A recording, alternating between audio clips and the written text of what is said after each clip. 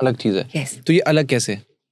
अलग और कैसे? जो रिप्रोडक्शन होती है तो उसमें स्पर्म का कितना रोल है और टेस्टोस्टेरोन का कितना रोल है? ओके देखो, टेस्टोस्टेरोन वो वाला हार्मोन है जो इरेक्शन करता है। ओके जो हम परफॉर्मेंस की बात करते हैं कि मेल परफॉर्म कर पाया कि नहीं कर पाया, इरेक्शन होगी तो परफॉर्मेंस हो पाएगी। अगर इरेक्शन ही नहीं होगी तो उसके लिए एक एडिक्वेट अमाउंट ऑफ टेस्टोस्टेरोन चाहिए।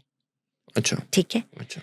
बहुत बार मेरे पास ऐसे पेशेंट्स आते हैं जिनका स्पर्म काउंट नील होता है, बट वो टेस्ट ही कराने को राजी नहीं होते क्योंकि उनको लगता है कि वो परफॉर्म तो ठीक कर रहे हैं, तो उनको लगता है कि उनको कोई प्रॉब्लम ही नहीं है, प्रॉब्लम वाइफ में होगी। तो ये दो बिल्कुल सेपरेट इश्यूज हैं। हालांकि टेस्टोस्टेरोन की जरूरत है बच्चा प्रोड्यूस करने के लिए, क्योंकि जब तक इरेक्शन नहीं होगी, बट स्पर्म्स वो चीज है जो फर्टिलाइजेशन करेगा, जो एग में जाके एम्ब्रियो बनाएगा। एम्ब्रियो मतलब बच्चा, एम्ब्रियो बनाएगा, तो उसके लिए हमें स्पर्म की भी जरूरत है। ऐसे भी कपल्स होते हैं जिनके स्पर्म काउंट तो बहुत ठीक है बट टेस्टोस्टेरोन लो है, तो वो परफॉर्म नहीं कर पाते, परफॉर्मेंस प्रॉब्लम है उनको, लेकिन स्पर्म्स हैं, राइट। सो इस तरह ये दो डिफरेंट चीजें हैं। सिंस मैं इतनी सारी बातें कर रही हूँ तो मैं एक बहुत इम्पॉर्टेंट बात यहाँ पे बोलना चाहती हूँ कि FSH लेवल नॉर्मली लगभग 4 to 8, 9 होता है। ओके ये इसलिए इम्पॉर्टेंट है कि कभी कभी किसी का स्पर्म काउंट नील होता है, ठीक है, लेकिन उनके स्पर्म्स बन रहे होते हैं but they are not coming out, बाहर नहीं आ रहे होते क्योंकि कोई ब्लॉकेज है। ओके तो ऐसी कंडीशन में जो एक मैंने बहुत गलत प्रैक्टिस देखी है कि जैसे ही लड़का अपना स्पर्म टेस्ट कराएगा नील है, वो जाके एक टेस्टिकुलर बायोप्सी करा लेता है, यहाँ से एक नीडल डलवाता है कि भाई स्पर्म्स अंदर बन रहे हैं कि नहीं चेक कराने के लिए। तो दिस इज नॉट इम्पॉर्टेंट, ये नहीं करना है, ये कभी नहीं करना है, क्योंकि नीडल डालने से कभी कभी ऐसी एंटीबॉडीज बन जाती हैं कि अगली बार नहीं निकलेंगे।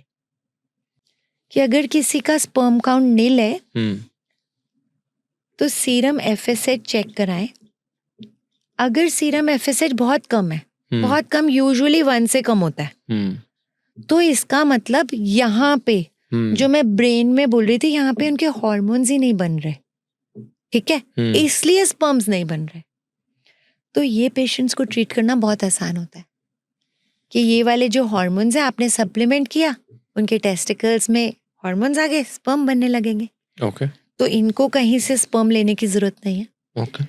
और अगर किसी का स्पर्म काउंट 4 to 8 या नॉर्मल रेंज में, आप जिस भी लेबोरेटरी से टेस्ट कराते हैं यूजुअली वो एक नॉर्मल रेंज भी लिख देते हैं, नॉर्मल रेंज में है, तो इसका मतलब स्पर्म्स हैं पर बाहर नहीं आ रहे। तो इसमें भी बच्चा उनका खुद का हो सकता है। देयर आर टेक्निक्स कि हम मान लो यहाँ पे ब्लॉकेज है, तो हम ब्लॉकेज से जस्ट पहले जाएंगे और स्पर्म्स निकाल लेंगे, IVF करेंगे।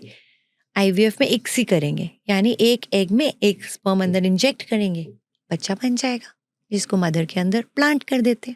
ओके तो ये दूसरी कंडीशन है, ठीक है। अब एक और इंटरेस्टिंग सी बात है कि कभी कभी FSH 15 से भी ज्यादा आ जाता है, जब लोग कह देते हैं टेस्टिकुलर फेलियर हो गया, यानी आपकी टेस्टिस काम नहीं कर रही हैं। बहुत बार ऐसे पेशेंट्स को बाहर से स्पर्म्स लेने पड़ते हैं जिनको हम डोनर स्पर्म बोलते हैं, बट कभी कभी जब हम इनका टेस्टिकल खोलते हैं, एक टेक्निक होती है जिसको हम बोलते हैं माइक्रोटीजा,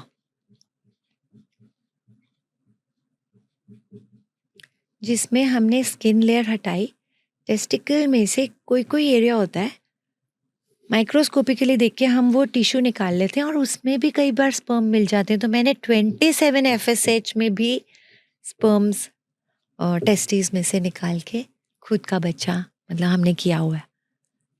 या सो बहुत जल्दी डिसीजन नहीं लेना चाहिए कि हमें डोनर स्पर्म लेने हैं कि नहीं, एक राइट डॉक्टर के पास जाना बहुत जरूरी है। मुझे ऐसे लगता है मैंने इन 15 मिनट में आपको पूरी मेल साइंस सारी समझा दिया।